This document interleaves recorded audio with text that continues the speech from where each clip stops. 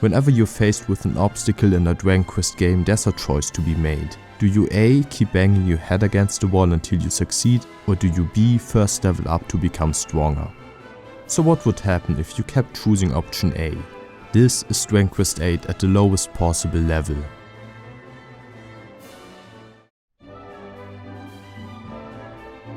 The only rule here is to keep the total amount of level ups to a minimum, so the early sections are not much different from a normal playthrough. While the current goal is to find Dhoulmagus, we start off humbly by killing some slimes. They can't so much as damage either of your party members and you can't scare them away, so that means 3 EXP are forced on us already.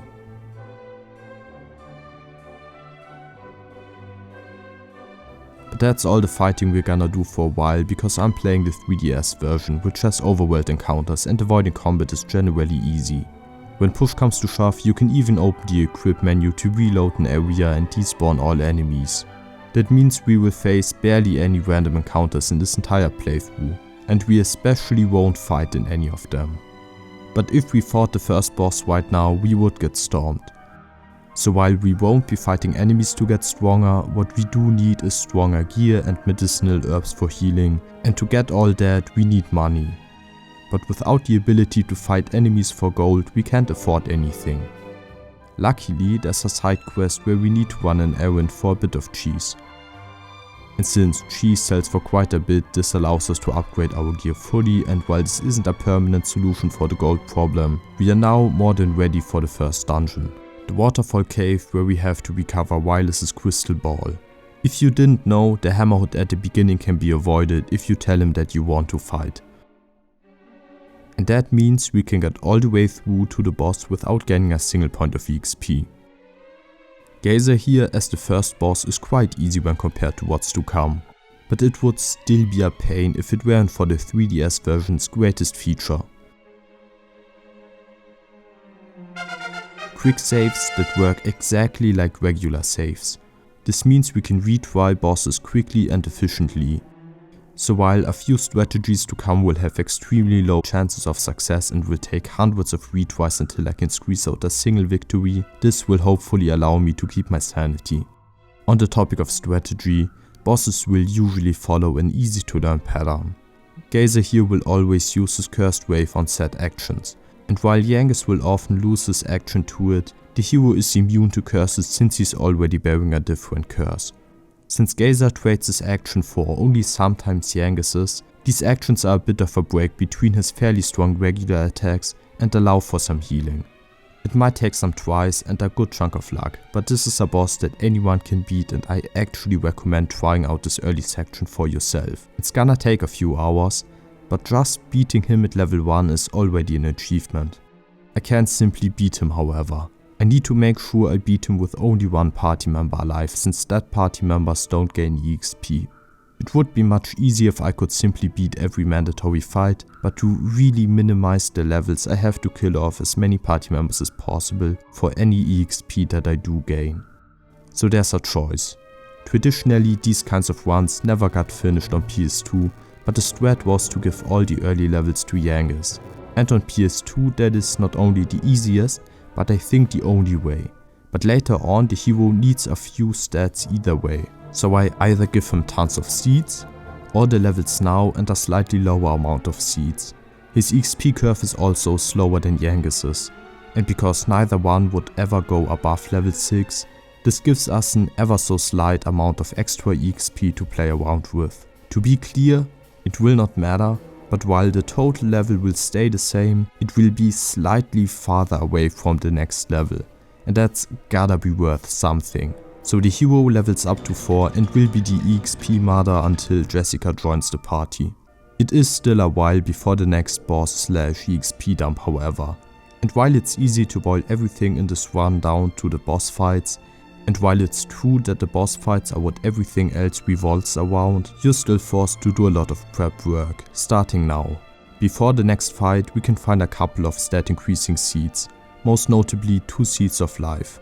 And while most challenge ones forbid them, this one won't be one of those. If we were to fight the next boss without, then we'd stand even less of a chance.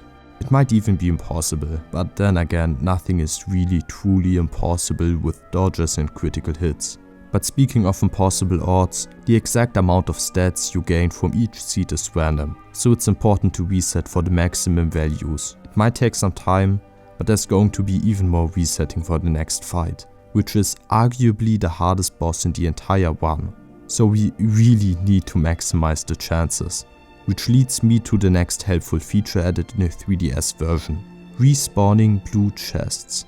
Unlike red chests, these will give you a random item from a specific pool, but luckily the randomization for the item happens when you enter the area, meaning that if you quick save in front of a chest, set the timer on your system ahead a day and load back in, the chest will yield the same item. Thus we can selectively farm whatever item we need. And for the upcoming fight, we need some magic water for the hero strat and some Amoseko essence, even if we were to do this fight with Yangus at level 4. Amoseko essence is just a better healing item than the medicinal herbs we can buy. There's also a girl that sells you herbs, and there's a chance of her selling you a strong one. In the PS2 version of this playthrough, you'd have to just buy them and pray that you get good ones, since regular medicinal herbs just don't cut it. So for the Yangus strategy, you wouldn't have to do this extra step, but for my strat using the hero, I cleared parts of the photography side quest for a skill seed. This allows me to get Thunder Thrust on the hero, which isn't a good move. The average damage on it is awful because half the time it misses and a quarter of the time it's just a normal attack. Usually you would only use it to farm metal slimes, which makes the upcoming section a tragic sort of ironic. Thunder Thrust has one property that enables a bit of a silly strat. It doesn't utilize tension. So tension is a mechanic that has a lot of small nuances that make it more than just storing up power to do a big attack later on. The first couple of times you try to reach max tension, you're going to fail until you've either tried enough times or you've reached a certain part of the game later on. But the first time you're able to reach max tension, you're guaranteed to reach it. Every subsequent attempt has only a 1 in 3 chance, so it's entirely not worth using. Even going to 50 tension only increases your damage by 25% per action. The main thing is usually that you save on MP, but for now that's not a big deal since the only damaging ability I can use doesn't even work with tension. But there's one more thing about going to 100 tension. It reduces incoming damage, probably to reduce the frustrating moments when you die after hitting 100 tension without being able to get off the huge attack. So with that out of the way, I can finally get to my strat against Khalamari. Which, yes, does involve a lot of luck, even if you have a solid strategy and prepared in advance. Damage rolls can mess you up. For example, the hero with slime earrings, the maximum resilience boost, the best gear and both seeds of life doesn't always survive a normal attack combined with the AoE sweep. And the level 1 Yangus doesn't always survive the fire breath. Both of these things make it so that despite knowing the pattern, which is just breath followed by an attack, then the swipe, another attack, the swipe again and then another attack before it repeats, despite knowing all that, there's always a chance for Yangus to just get one shot. In the strat where Yangus is at level 4, the hero just gets one shot reliably, but Yangus at level 4 is so much stronger than the hero that it just doesn't matter. You can defend with the hero on turn 1, lose that momentum and still be fine. With the hero at level 4, I just had to restart half my attempts thanks to Yangus dying on turn 1. And then I lost yet another half of the surviving ones because the follow-up attack killed whoever I didn't heal. Because yeah, Khalamari is deceptively fast. The fight only really stops being so RNG reliant once the hero hits 100 tension, because at that point you get that juicy damage reduction. The fire breath and base attack do 0 to 1 damage when you block, while the swipe won't kill you in 2 hits unless you really get screwed over by damage rolls. So you just have to hunker down and wait for those opportunities to use Thunder Thrust for damage, herbs for healing since the heal spell wastes your tension, or use magic water. And I might be making this sound simple, which granted it would be, if it weren't for scarcity. The item slots are very limited and Khalamari's HP pool is massive. You get 12 items including the gear, meaning the hero gets 7 items while Dhoulmagus gets 9 if he doesn't bring a weapon. And that's all the healing and MP restoring you get to blow through 360 HP worth of Khalamari. You know, I lied earlier, it's still up to RNG whether or not you hit enough thunder thrusts. And I finished the fight with exactly 1 HP left, no items in Dhoulmagus' or the hero's inventories, and a really high damage roll on the 100 tension attack. On the next action I could have still used a mercurial thrust for around 15 points of damage, but a really low damage roll could still have ended the attempt. My last run where I used Dhoulmagus was not as insanely close, but to put it into perspective, even that objectively easier fight took me days of attempts. And while the hero attempt took me less time because I played much better, it still took me days. Everything else in this video pales in comparison. That is because for one, our new party member joins at a decent level, and more importantly because the game becomes much more open-ended after this first boat ride. For one, we gain an alchemy pot, which allows us to make strong items and farm gold easily, since you can buy large quantities of medicinal herbs, cook up stronger herbs and sell those for profit. The sell prices do go down if you repeatedly sell the same item, but we make so much money right now that it doesn't matter. So when we exit the harbor and we walk past Mala Abbey, we do just that. We can keep going until we come across a Scanther, an entire kingdom in mourning over their late queen. So we'd better not disturb them and instead act like Cece and keep on walking. There's Mori's Monster Arena out in the open, a side quest that will soon enough become somewhat important. Even now there's an interesting quirk with the blue chest behind it. It has a chance to spawn gold nuggets, and once it does we can simply reload the chest as often as we like for large quantities of gold. More than enough to get our herb cooking going and to get some obscene amounts of gold. But that's not all there is to this game. The strongest gear can't simply be bought with money. So onward we go until we come across the neat little town of Pickham, where we finally have arrived back home.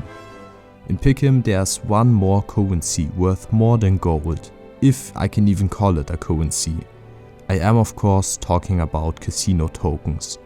You might not be able to exchange these playing chips for gold, but you can still exchange them for prizes. And to gain more tokens you can engage in fun little games of chance.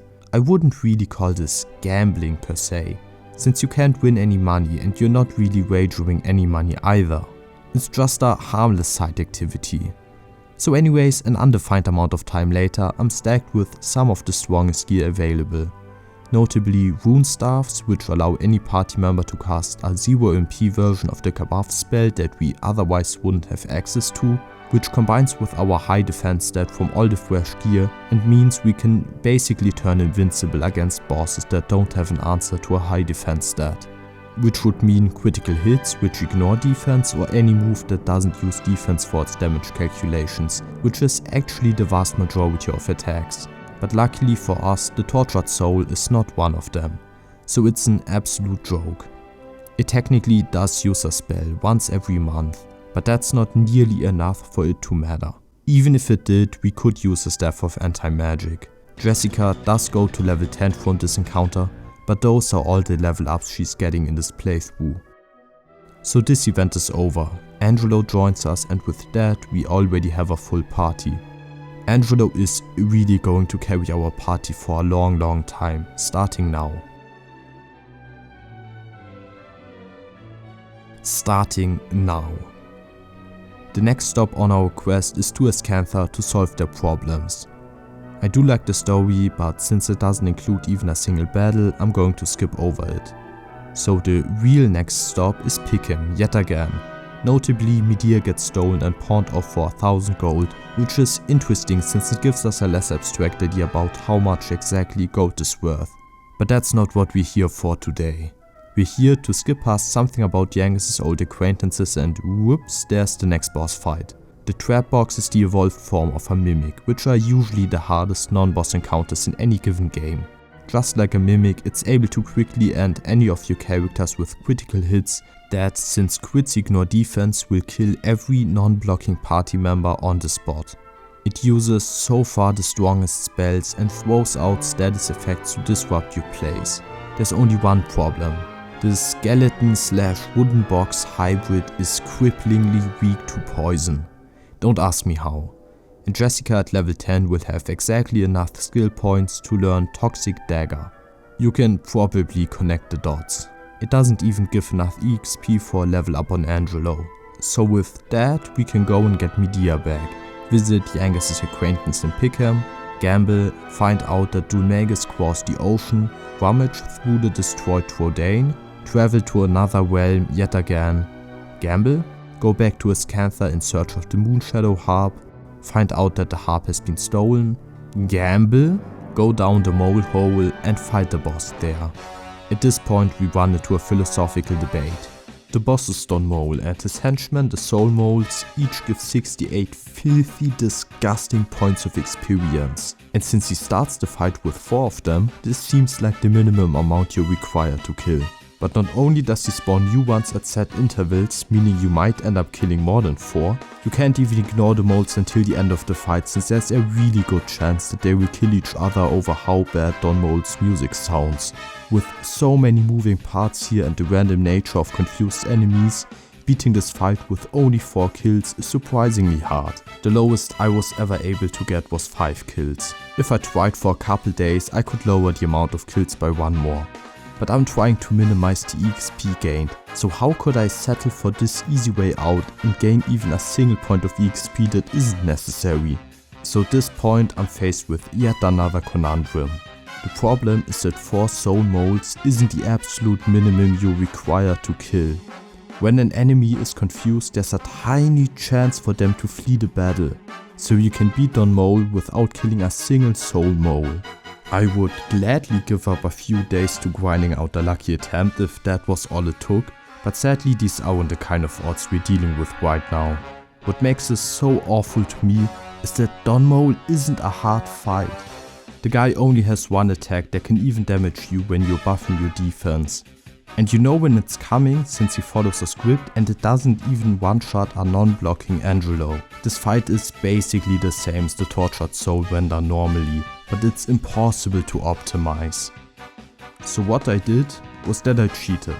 I pondered it for a while whether the lowest amount of EXP theoretically possible or whether the lowest amount of EXP a human can achieve was worth more, but ultimately I used save states to finish the fight with only the 1160 EXP that Don Mole gives. It isn't pretty and compromises the whole run. It won't even make a difference in the end. Angelo could have killed over 70 moles, but at least now I have more to say about this fight than, yeah, Don Mole was easy. The monster arena later on might have the same situation going on. Maybe there's a world where I can save myself 200 EXP from a notorious monster if I save scam past a certain rank, but I won't do so since I really don't want the entire run to devolve. But speaking of the devil, after beating Don Mole we get the boat. Traveling by ship is really annoying because we have to constantly save to risk dying to random enemies, but it's a necessary evil. Either way, the world map opens up, and this means it's time to hunt not only for useful items like Dream Blades, which are going to be invaluable, but of course also hunt for notorious monsters. The monster arena is this game's main side objective. We beat named monsters on the overworld, recruit them, then enter them into the arena to win increasingly hard gauntlets. The main reward I'm looking for is the one exclusive to the 3DS version. Another character that joins at a very high base level, which means Angelo will end up getting fewer level ups in total, even though recruiting monsters gives EXP. But this also means there's another challenge. What is the lowest amount of EXP required to beat the arena? It's not so simple, because stronger monsters only spawn once we cleared certain ranks in the arena. So we need to get more monsters than just the ones for the final team. One monster that we can recruit without clearing even a single rank in the arena also happens to fit our needs perfectly. Dumb King. Despite what his name implies, he's quite the asset and comes at the low cost of 260 XP, which I gave to Angelo. Dumb King's stats might fall off very soon, but he can cast Oomph, the invaluable attack buff, and to top it off he has a decent chance of landing a critical hit. He has the lowest of lows, but at the same time enables some of the highest high rolls. It's the kind of stuff that's required for this playthrough. For now, he's strong enough to carry me through a couple of the early arena ranks, and it's only then that I can start recruiting the strong monsters. Specifically, after rank F, a special little somebody spawns. Spike is not the best healer, but he is the only budget healer that's available right now. He's borderline mandatory if you try to beat rank B of the arena before Dhoulmagus, which is a shame because while he does have multi-heal, when you recruit him he also uses it in the fight against you. He is the only notorious monster that is hard, not to beat, but to beat the right way. I want to give the EXP to Jessica, and to do that she needs to be the last one standing. Unlucky for me is the baffling AI quirk. Spike over here will only ever attack the lowest HP party member, and Jessica doesn't have very high HP to begin with. So if I want her to be the last one standing, she needs to start the fight at the highest HP out of everyone in my party, and nobody can ever pass her max HP, since otherwise it becomes impossible to lower that HP below hers again. The one thing that does make this fight significantly easier are the ridiculous life bracers. It's an accessory that gives a massive 30 HP bonus, meaning Jessica gets 77 instead of 47 to work with. So it only takes one of these to put Jessica's HP over Angelo's. It's only by 1 point, but that's all I needed. You make life bracers out of a gold bracer which Khalamari gave us and a recovery ring, which is made out of a prayer ring and a seed of life. I stopped using seeds after Khalamari either way, so I have plenty lying around. The prayer ring is also just lying around, and soon enough we can even buy them. With Spike's help I can clear the arena up to rank D, which then unlocks Talos, one of the strongest notorious monsters who doesn't scale with your level.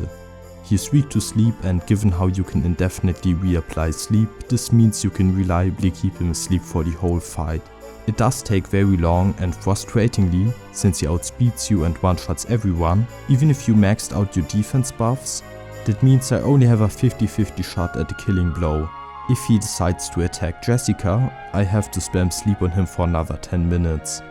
But at least everything leading up to the final hit is reliable, as long as you count his HP, so he really isn't that big a deal. And with that I can clear the arena up to and including rank B. I do wish I had more to say about rank B, but I was barely involved in beating it. The monsters are controlled entirely by the AI. All I did was run the game at 5 times speed while running a macro that would move forward and mash A for me, meaning it beat the rank for me. The only inputs I did were the manual resets whenever I ran out of gold. Now that rank B is cleared, I can assemble the final monster team, since 2 very good monsters spawned. Rapthorne is the best healer in the game, but in the fight against him he is weak to sleep, and you can both seal his magic with a staff of anti-magic, or you can simply wait until he runs out of MP. This means the fight is rather easy, and I gave the kill to Jessica. Skeledoid is the final monster I'll recruit in this playthrough, and he is one of the best damage dealers overall. He acts 1 to 2 times and only ever attacks, and those attacks hit hard, even when held to the standard of a normal playthrough. You can both put him to sleep and poison him though, meaning recruiting him is not a big deal, at least not when held to the standards of this playthrough. I gave this kill to Angelo, and now my monster team is made up of some of the best monsters in the game. Rapthorne and Skeledoid are not out of place in rank X strategies, so rank A is quite easy. Afterwards we do need to progress in the story before rank S becomes available though, which would be the point at which Mori joins our party. So for now the next stop is Argonia, where we have to act as guards for the cowardly prince. And people tend to say that he's really annoying, but the only part that really gets to me is when you have to hunt Argon lizards for him, and there's this one that's asleep, and you have to throw a fruit near it to lure it out. But when you carry a fruit next to it, the prince starts talking to you, which drops the fruit for some reason. Right next to the lizard mind you, but since it was a tiny bit next to where it had to be thrown, you have to go all the way back to get another one. When I played this section I had a flashback not only to my last playthrough 4 years ago when the same thing happened, but I believe I got gut in every single playthrough I've ever done. I'm 100% convinced this was intentional so that the players get mad at the prince. Look up any let's play and watch the section. Everybody drops the fruit once. This can't have gone through playtesting unnoticed. Either way, we have to kill 3 Argon lizards, which I've all fed to Angelo. The fight is exactly the same each time and you can put them to sleep, so there's not all that much to say about them. Angelo does level up to 14 on the last lizard and I invested 9 skill points and staffs to unlock Bounce. A very underappreciated spell that will become important very soon. Then it's time for the big Argon lizard and I would like to talk about it, but you can poison it so it forfeits all right to further analysis. I stopped really talking about the story, but we did all this to get the Sun Mirror, which we now need to charge and then we can confront Dhoulmagus. To recharge it, we need to use it as an item to absorb the attack of a mini-boss, but after it's charged we can either flee or let the party wipe out. We won't gain EXP from this either way. And with that, the path to Dhoulmagus is already open. Theoretically at least. There's a disgusting amount of prep work to be done. There's a lot of equipment to be crafted that I don't want to discuss in detail. Most notable are power shields which cast mid-heal on you and prayer wings are buyable after the event's Nagonia, so everyone is going to wear a life bracer for the rest of this playthrough. At this point there is exactly 1 piece of dragon dung available, which can be used to make a cold cheese. Something that wasn't in my original plan, which was to use highly strung cheese, but I believe my new strat to be better. This means I also wasted a lot of time making highly strung cheese at this point. The most important things I can farm though are rock bomb shards from blue chests and Yggdrasil leaves from the tree itself. The blue chests are self-explanatory, but the leaves are a bit interesting. In the PS2 version you could only carry 1 leaf at a time. But when you made a different item with it, like Yggdrasil Dew or Premium Mold, it would take some time until the item finished cooking. And Yggdrasil is only accessible for a few hours a day before it disappears. So while it was possible to farm Yggdrasil Dew in that version, it took days upon days of picking up 1 leaf, putting it into the pot to cook an item, waiting for that item to finish, realizing the tree was gone, and then having to wait another day until it reappeared. In the 3DS version however, alchemy is instantaneous and nothing else changed. So can you see the problem? After picking up your 1 leaf you can cook some Yggdrasil Dew and as soon as you exit the menu, well, there it is, another leaf. You can only carry 1 at a time, but you can cook as much Yggdrasil Dew and Premium Mold as you want. Magic water, the other ingredient for Yggdrasil Dew, can be bought in the casino and I've been more than diligent. So from now on my inventories will be stacked with Yggdrasil Dew until the end of the game. Which you might think makes this one easy, which is partially true, but Dhoulmagus is such a big difficulty spike and we don't have Mori or Red available, so he still poses quite a challenge. It's not nearly as bad as with Khalamari, but the first 2 turns of his first phase are pretty RNG heavy. With my current strat I'm front loading the RNG quite a bit. I had to restart a lot of attempts for the first 2 turns. I'm using rock bomb shards and cheese on the first 2 turns to get as much damage out of them as possible, and I only then use the monster teams to do drastically more damage than if I used them immediately.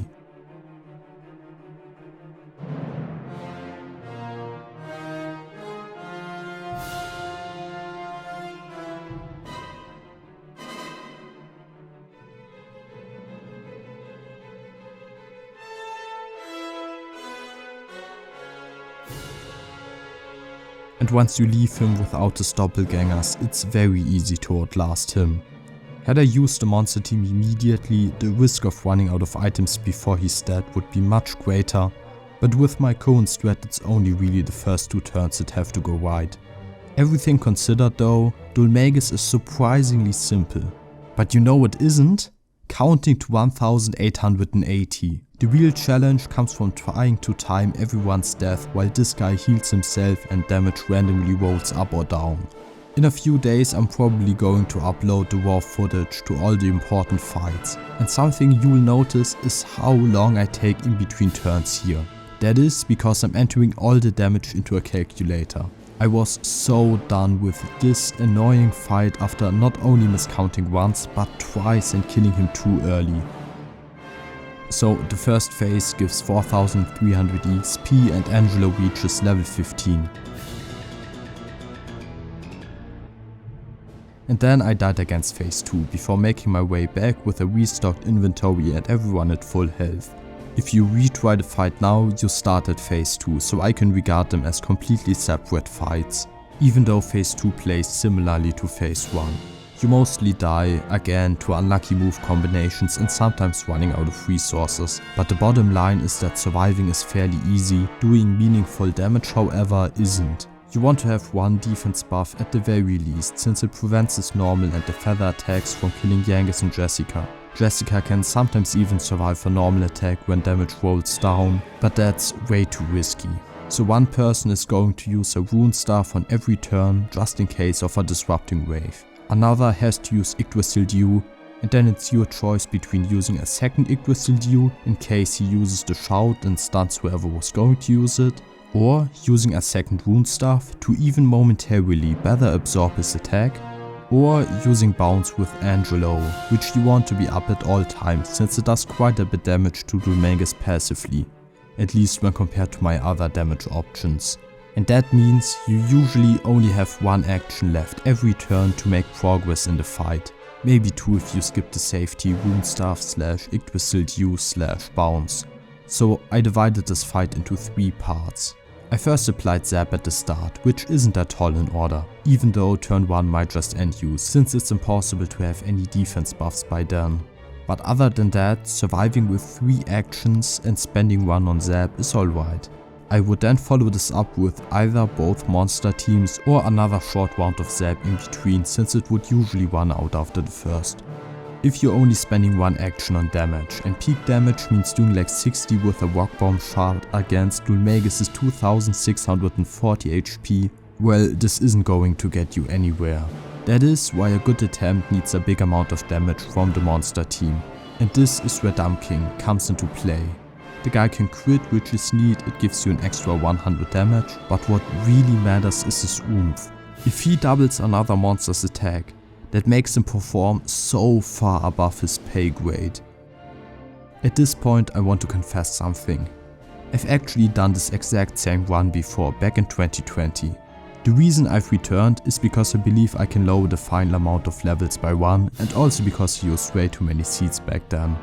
That aside, 4 years ago when I did this fight, I kept banging my head against the wall until one attempt was blessed by an Oomph von Talos. And that was enough. The first time I got an Oomph I won because it was so much extra damage.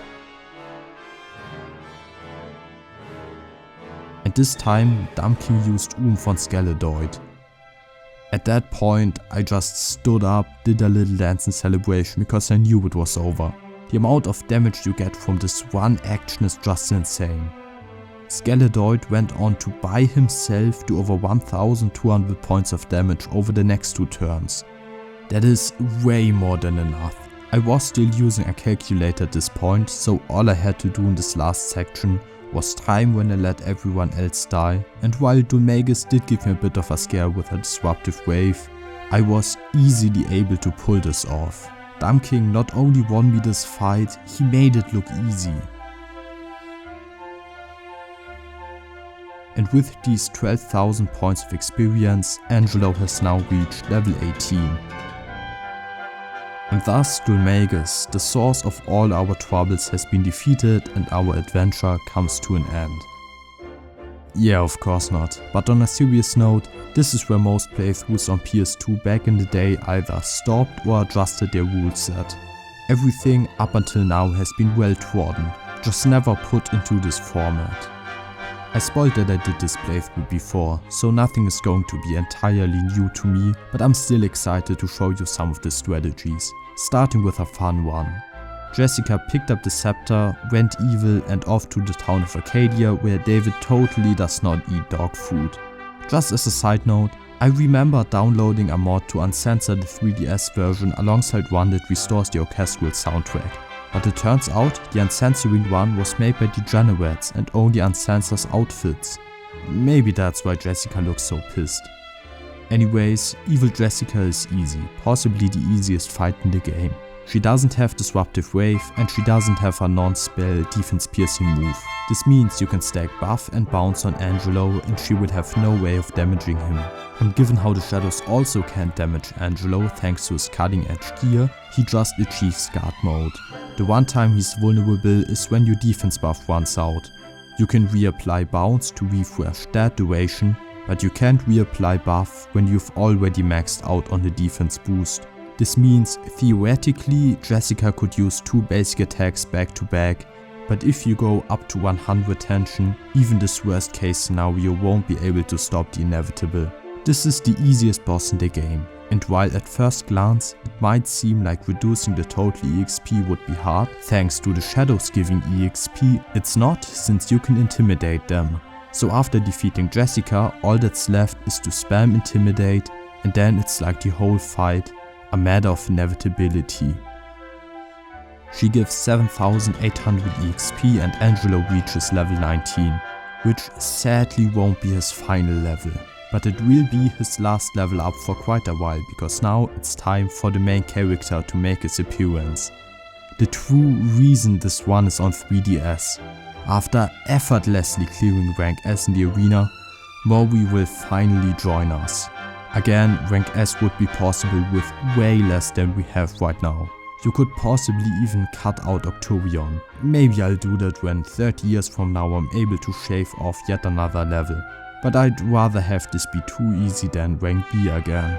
Either way, Mori is level 35 and as a reminder, Angelo is level 19. He has strong abilities like Rake and Break, which is an attack that also removes all positive effects from a boss, for example tension, so it goes without saying that he's gonna carry the team. What is worth mentioning is that party members in the wagon get EXP, so now with 5 party members and only 4 active, I need to kill off whoever's on bench duty. Something that doesn't sound like it should pose any problems, but soon enough it will. I don't even remember what the next area is called, to be honest. There's no fight in Snowland since you can wipe against both encounters against the wolves and the story just progresses anyways. This means there's no need to gain even a single point of EXP here. And I also don't want to talk about every small equipment upgrade I make, even though I did take notes on those, so I will just skip all the way up until the next boss, Captain Crow, who happens to die to Rake and Break. Mori with the Dragon's Robe could literally solo him. The Dragon's Robe is a piece of equipment that you get for clearing rank S in the monster arena, meaning Mori basically joins with it. So I repeat, Mori is so strong that I don't need other party members. And now Red joins, well, more on her in a bit. Mori gained 9750 EXP. Neither Mori nor Red will ever level up in this playthrough, but before I can talk about her, I want to talk about the upcoming boss. A shadow lies over the next area, Empyrea. With Captain Crow's magic sea chart we can sail there, and we can follow the shadow until eventually we enter the actual world of shadows. There are people in Dark Empyrea and they worship a guard bird, Empyrea. She's been foreshadowed a few times already and set up as this, you won't believe this, god-like creature. But she hasn't been acting normal recently. When we find her, she doesn't quite seem reasonable. You will later on find out that she's testing you, but for now we have to fight against her. And she is strong. Quite a few of the late game bosses have been buffed significantly in the 3DS version to compensate for your party being bigger and therefore stronger. And Empyrea has notoriously been buffed heavily and some people say that she's overtuned. But consider this. Dosh Toss. So remember when I said I talk about Red? Red is synonymous with Dosh Toss, which is unambiguously the strongest move in this sort of playthrough. What does this move do? It consumes a bunch of money to deal 500 points of damage. And you might think that that doesn't sound so interesting. And no, it's not interesting. But 500 damage is absolutely ridiculous. Rock Bomb shards that do 60 damage were the best damage option anyone aside from Movi had so far. It's so much damage that it changes how I can play. I can finally start playing aggressively. Empyrea has 700 extra HP in the 3DS version, but that still means she only has 2400. That means if I didn't use a monster team, she would die in 5 hits. But I can use the monster team and then throw gold. I don't have to outlast the boss for 10 minutes anymore. Now attempts as well as the successful clear will only take like a minute. And yes, this doesn't last. The later bosses have way more HP than Empyrea and some have been buffed even more. But let me have this. A reasonably fast fight.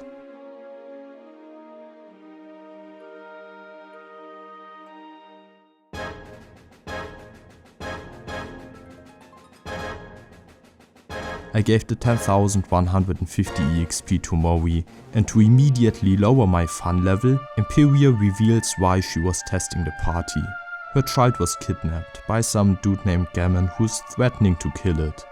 And now we go to fight him. But before that, I want to go back to what I was talking about earlier with wanting to lower the total level I achieved in 2020. Later on, after Rapthorne 1, he revives your entire party, including the bench, and then you're forced to do an escape sequence.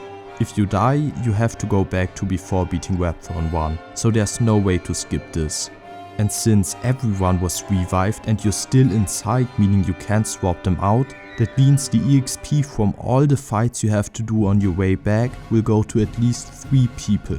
Red, Movi and Angelo are basically forced to be the ones. Angelo will end up around 5000 EXP away from the next level, but that is not enough for any boss past the point where Movi joins. They each give around 10k. I have to give Movi at least 3 boss kills, otherwise Red or Angelo would get a level up. Captain Crow was the first, Empyrea was the second. And Gemon, combined with Captain Crow, Empyrea and the escape sequence, doesn't give him enough EXP to reach the next level. But that is not factoring in Gemon's add-ons. To be honest, I didn't understand how the escape sequence worked the last time I played, so that was the main error with my routing. But after that I went back to calculate, and with the EXP from the Gemon fight I didn't have a choice. I didn't see any alternate way of routing this to give Movi less EXP. From the bosses past the point where he joins, those 3 are the ones that give the least EXP. And if I were to kill Gemon and his minions, there wouldn't be a way to fit all the EXP. Movi would barely be forced to get this extra level of shame. And one of his minions, the Condor, is unavailable as far as I know. But there is a way to avoid killing the turkey. You can use a mystifying mixture on it, and while it resists confusion, it isn't immune. And the best news are that unlike with Don Mole, Gemon with no EXP from the turkey is not just possible, but reasonable for a human. It took me a couple attempts since you can only hold that many mystifying mixtures, but killing Gemon itself is relatively easy and fast. Using the monster team is too risky of course, so I'm missing out on that free damage, but Red does more than enough to compensate. Also, Gemon has no disruptive wave. At least he has crits that ignore defense, but he himself is more than fair. So I just beat Gemon, start spamming mystifying mixtures, and after a few attempts, this is it. I end this battle with only 8824 EXP and no level up on Movi. Not now, nor ever. But this is it for interesting routing. We can use Empyrea's dead child to fly, meaning the world opens up completely. But despite that seeming complexity, I'm not doing rank X in the arena. There's nothing left except beat each boss, meaning the only question left is how I beat each boss, and that means it's time for another quick round of alchemy. The next area we have to visit is Twine Gully, a town run by monsters and home to the best shops in the main game. The important things that are on sale here are for one mirror shields, which I can then make into silver shields and saintesses shields, and another one are the flowing dresses, which I can make into angels robes, but this is enough for now. So to get back to the story, we track down Leopold, who I haven't mentioned yet, he's just a dog that picked up the cursed scepter, and we try to prevent him from killing a guy by killing him first. Leopold is surprisingly strong for a literal pet.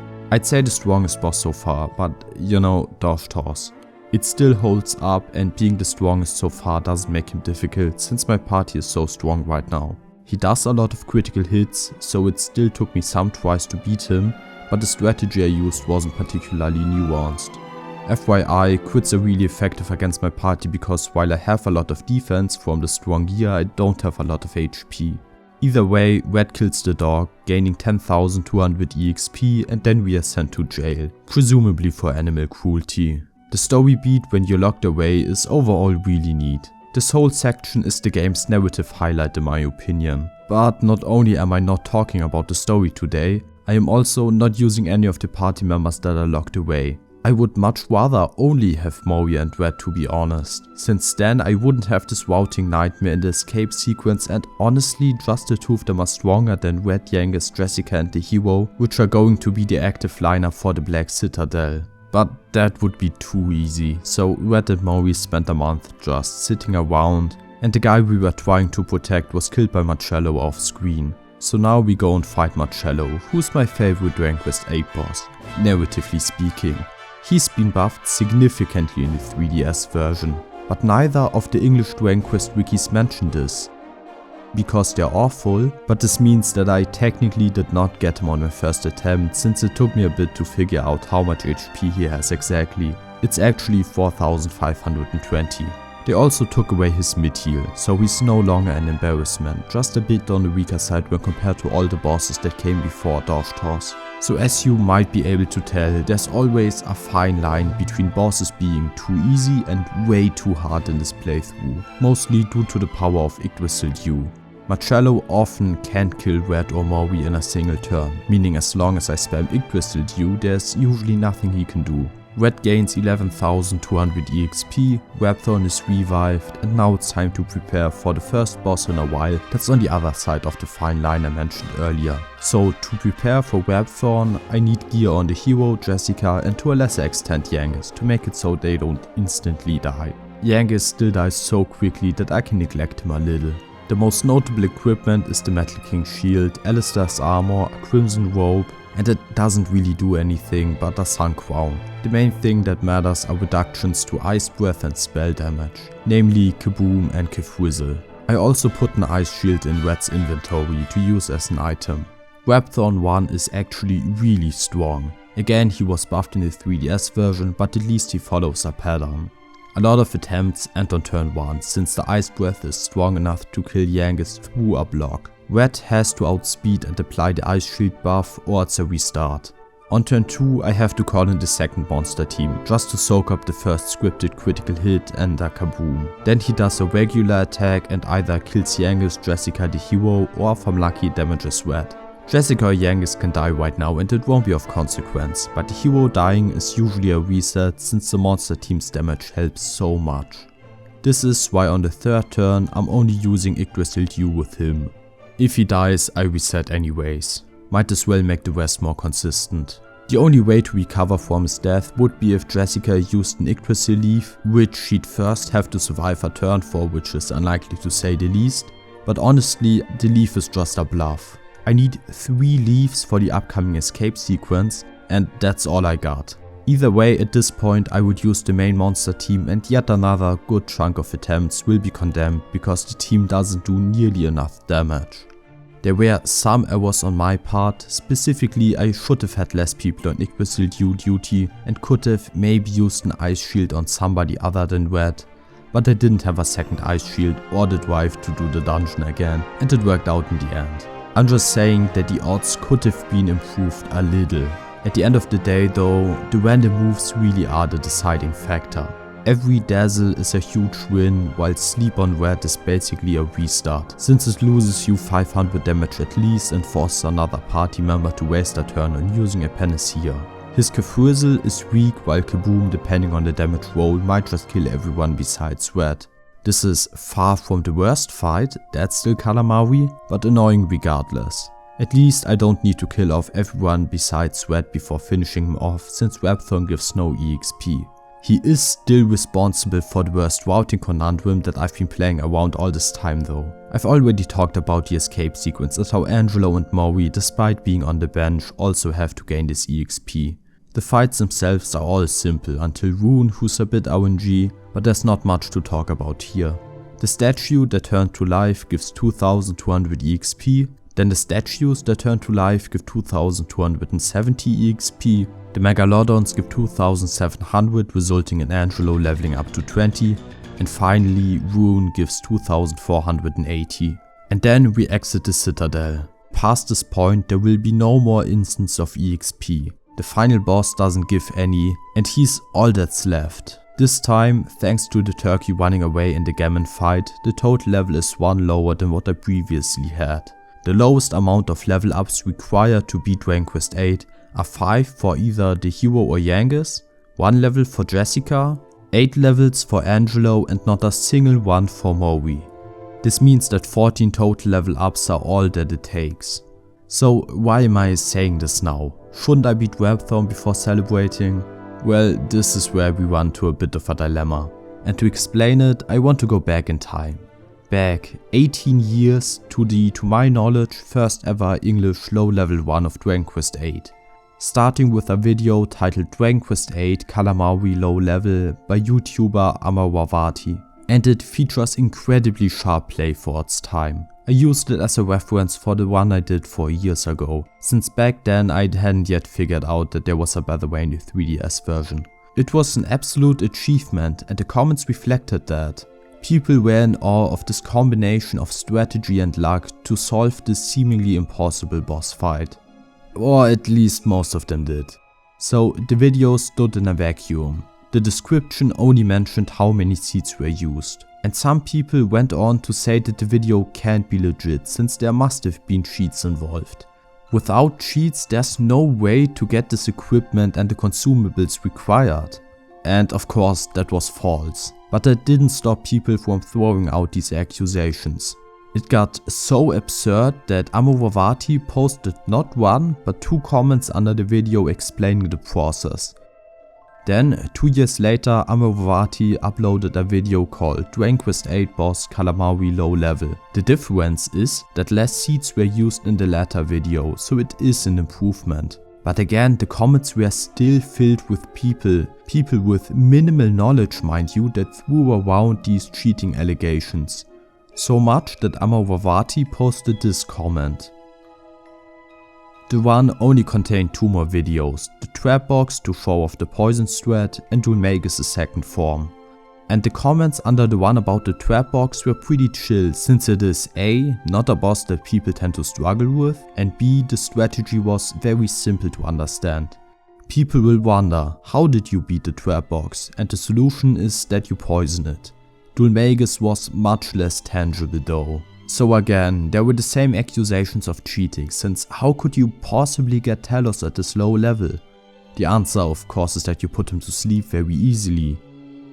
And the other question that came up was, how the hell did he beat rank B?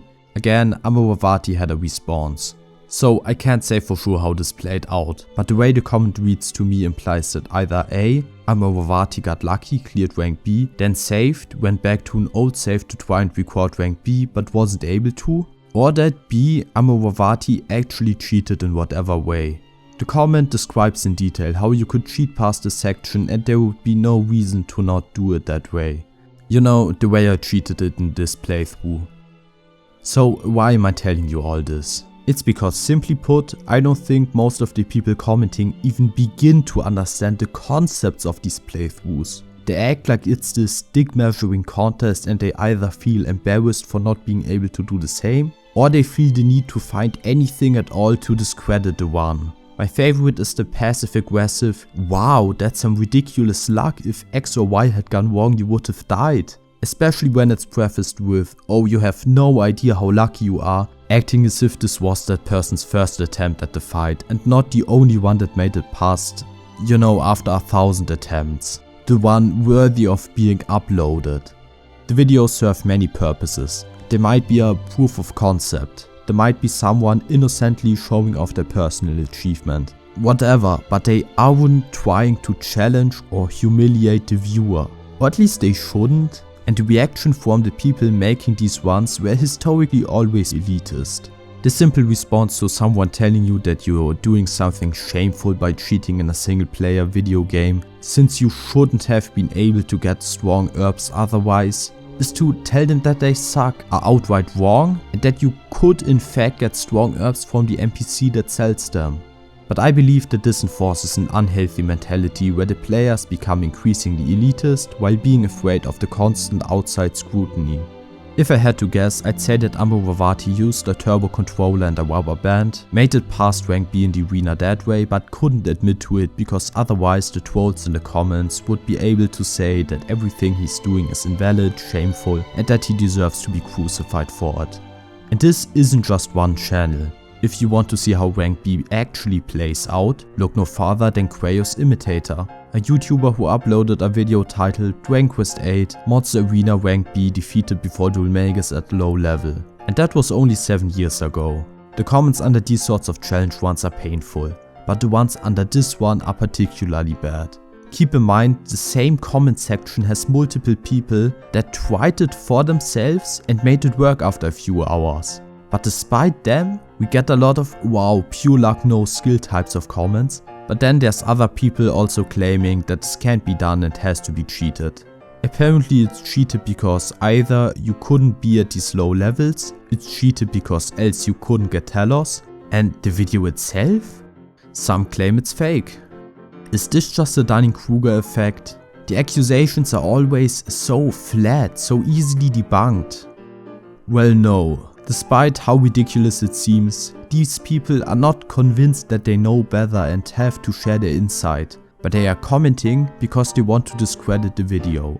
But why? Why would you comment that this was all luck under a video like this? The description is basically empty. This is the only video Kraos Imitator ever uploaded, and the fight itself is in fact all luck. The actual gameplay is just someone pressing A while something lucky happens.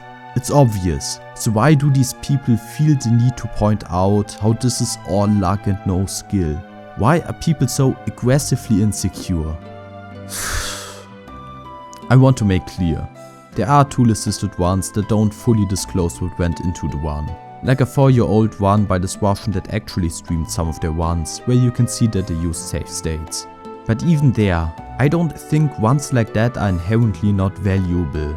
It's an interesting proof of concept that with everything going right, you might be able to even do a run like this on PS2. And this channel is where I got the inspiration with the ice shield against Rapthorne. It should have been pointed out that the playthrough was tool assisted, of course. Most people haven't spent so much time in Dragon Quest VIII that they can tell the difference between something kinda lucky and something mathematically impossible. So I want to make clear that even if it's obvious for some, it does not go without saying when something is tool assisted. And with all that said, Kraos Imitator does have a suspicious video. Presumably he showed the stats before every attempt, and I can't imagine someone doing this without a macro, without the turbo controller, and even without just mashing A while you're doing something else on the side. But then there are 3 reasons for why I believe that the run is legit. First, the chance is actually reasonable here. This isn't like having the soul molds run away in the Don Mole fight. The chance isn't great, but someone else made a comment that it took them about 300 attempts. And while that sounds a bit on the luckier side, at least from my experience on doing this twice, this is still in the realm of us lowly humans. The second is, given how uninteractive this is, I have no idea how he'd have manipulated the RNG in that video. The player from earlier was manipulating the RNG by switching around gear or using the intimidate option, both of which aren't possible in the arena. And lastly, this has nothing to do with my game knowledge. I believe in the video being legit because I want to believe. There is nothing to be gained from acting like a sour little edgelord that's moaning about how someone else is cheating in a single player video game.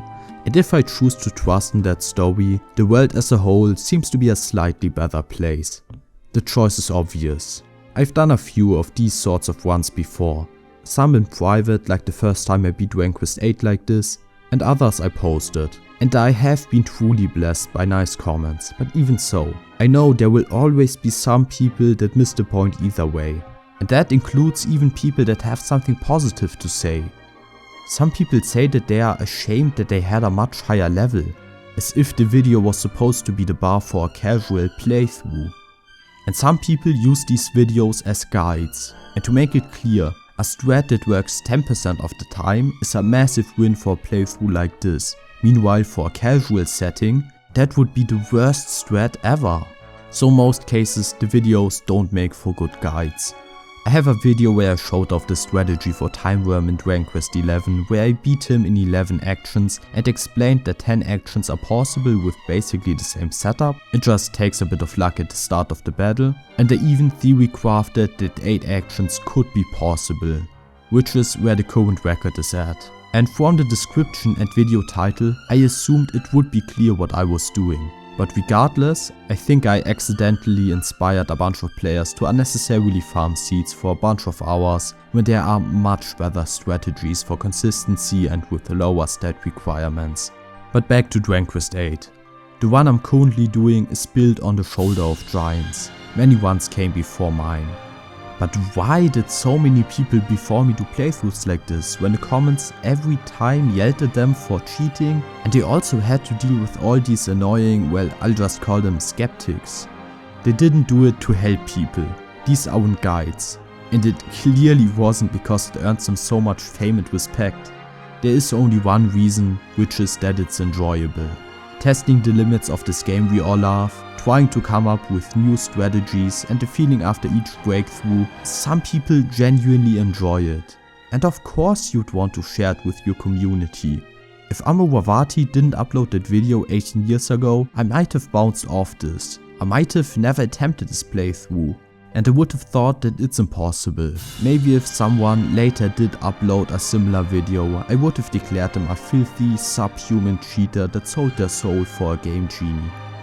So my goal here today was not to prove a point. I could have set out to prove that it's possible for a human to complete the game at these low levels, and all I had to do that would have been to farm seeds at the first blue chest until I maxed out all stats on everyone. Yes, it's obviously possible. And I could have also set out to prove that it's theoretically possible to do it all seedless. And that would have been tool assisted like the playthrough from the Russian I mentioned earlier. Yes, that is obviously possible as well. But what I set out to make was not a point, but an enjoyable video. To show off neat strategies and tricks. Hence this hybrid style, where I stopped using seeds after Khalamari, but I did use them before that fight, since without any seeds there's basically no way to get this playthrough started. And I think with all this context out of the way, I can let you all in on a little secret. I omitted something about Ruin earlier. You're forced to clear all the fights while escaping from the Black Citadel in one go. But Ruin is just barely difficult enough to where I didn't want to do Rapthorne, 3 extra fights and Ruin back to back without saving. So I just made a save state before Ruin and kept attempting it until it missed enough attacks. I don't have a super secret reliable strategy. I just wanted to delay this information a bit to better make the wider point. And Rapthorne isn't possible either. I could show you a short clip of me beating him after juicing everyone up with Seeds of Life. Let me actually do that real quick. But the truth of the matter is that he is only possible in a context where he was always possible. If it only took me a handful of seeds like with Khalamari, then I could have probably let it slide. But it takes a ton. The fight is incredibly frustrating since you need to spend 7 turns calling upon a sage with all 4 party members, and since the hero is forced to be in your lineup at all times, that means if Rapthorne outspeeds and so much as breathes at him, well, you wasted all 3 of your other actions, are down a party member and made no progress in the fight. These are still my final levels, but as the saying goes, it's not about the destination. It was clear from the moment we started that these levels would be the final ones. There was never even the question of whether the run is possible. The question was just how we got here. What mattered were the strategies along the way. What matters to me isn't that this run is possible, and it isn't the purely mathematical problem of what the lowest total level is. Though I am happy that I could shave off this 1 level of shame. What matters to me is that I was able to not only show off a few interesting strategies, but I could explain ones that people have been misunderstanding for decades. So with that, have a good one and go yell at some local children for cheating in a single player video game.